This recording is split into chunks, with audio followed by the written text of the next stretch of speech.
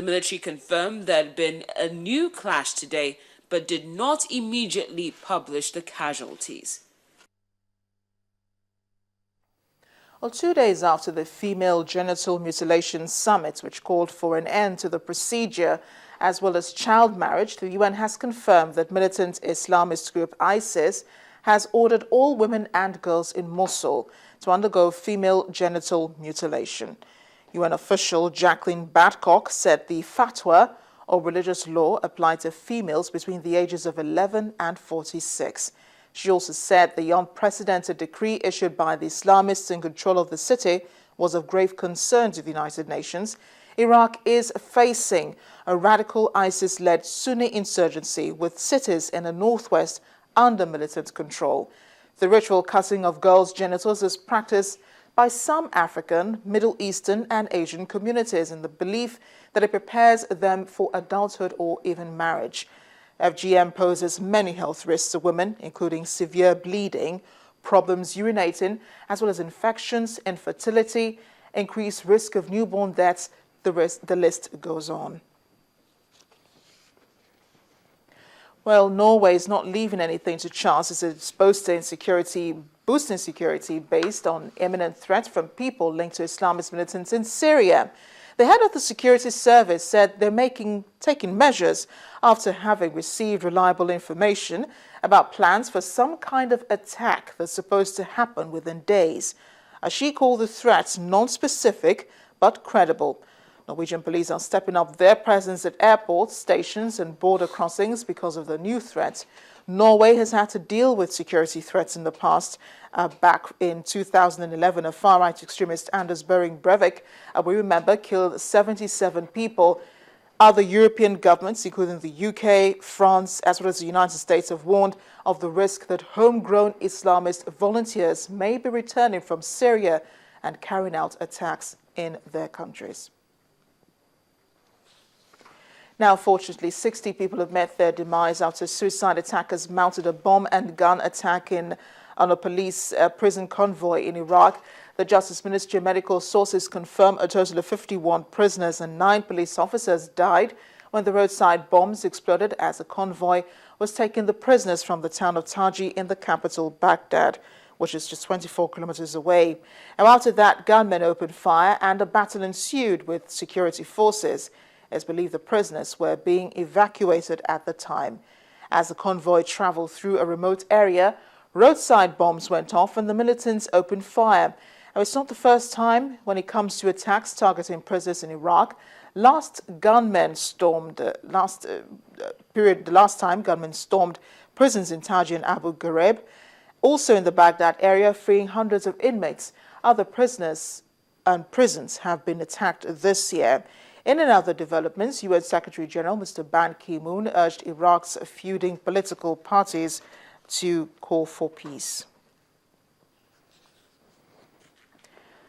That brings us to our first break on the program. When we come back, an update on the blast that happened in Kano, as well as another which happened just a few hours ago in the blast that happened in Kaduna, beg your pardon, as well as a few hours ago, the blast that happened in Kano.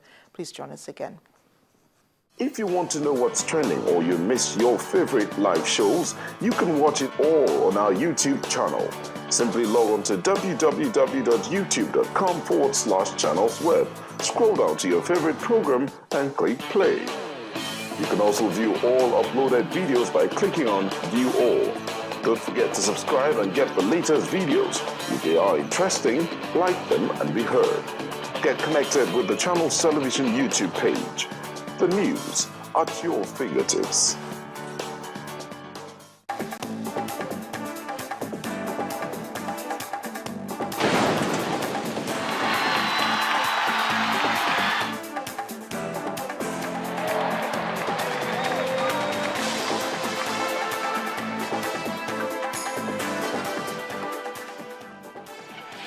Welcome back. If you're just joining us to Watching the World today, it appears to be a season of attacks here in Nigeria as a bomb has exploded in the Sabongeri area of Kano State.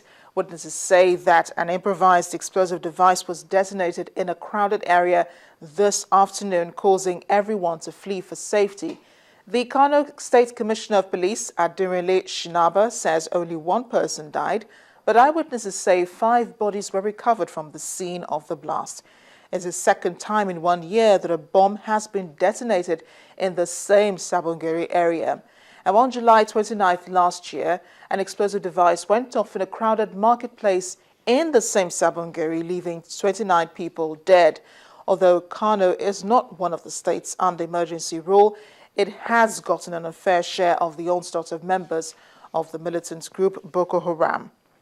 This explosion comes barely 24 hours after twin blasts ripped through Kaduna, killing over 70 people. Former head of state Muhammadu Buhari narrowly escaped that attack.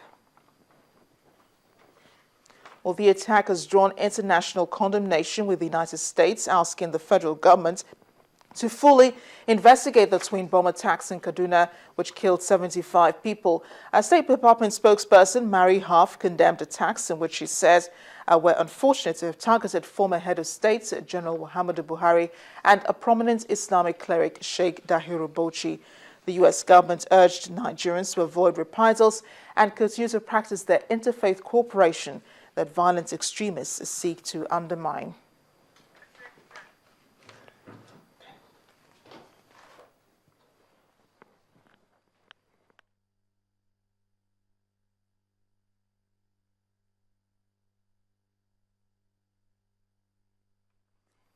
Well, the victim of that attack, the General Muhammadu Buhari himself, Nigeria's former head of state, has described the attack on his convoy as an assassination attempt.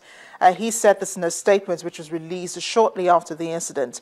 The former head of state explained that the bomber made several attempts to detonate the explosive on his car while the convoy was on its way to Daura in Katsina State. He said his security details were caught in the blast when the explosives were eventually detonated in the Kawo area of Kaduna metropolis as they tried to block the suicide bomber. All the cars in the convoy were destroyed. General Buhari said, unfortunately, when I came out of my vehicle, I saw many dead bodies littered around. There were innocent people going about their daily business who became victims of mass murder.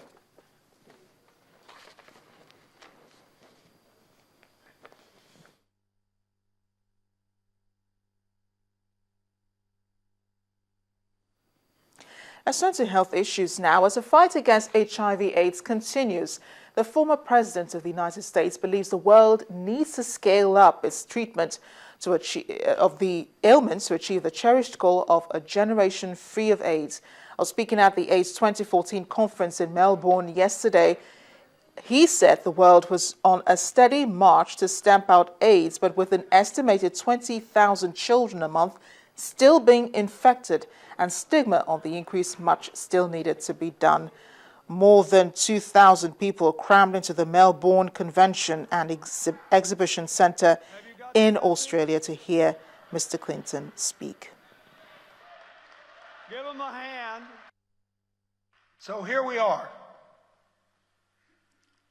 at the 20th anniversary with the tools we need to treat HIV and AIDS, to stop its transmission to new patients.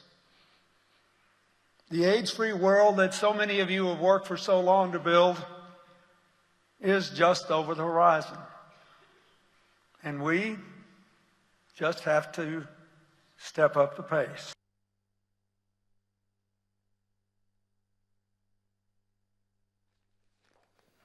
Former U.S. President Bill Clinton at the AIDS conference. Part of the 2,000 people who managed to get inside of the Melbourne Convention Centre is the Voice of America's Anita Powell, as she fills us in on what the events of the day were like. The 12,000 delegates here in Melbourne, Australia for the International AIDS Conference all agree on the same goal, the eradication of this deadly virus. This year, there is good news on that front. The number of new HIV infections in 2013 was just 2.1 million, and the number of AIDS-related deaths is at a 10-year low. Researchers have also reported great success in trials of a prevention pill that they say may show great promise in the future. Scientists also say that they're closer than ever on developing a vaccine.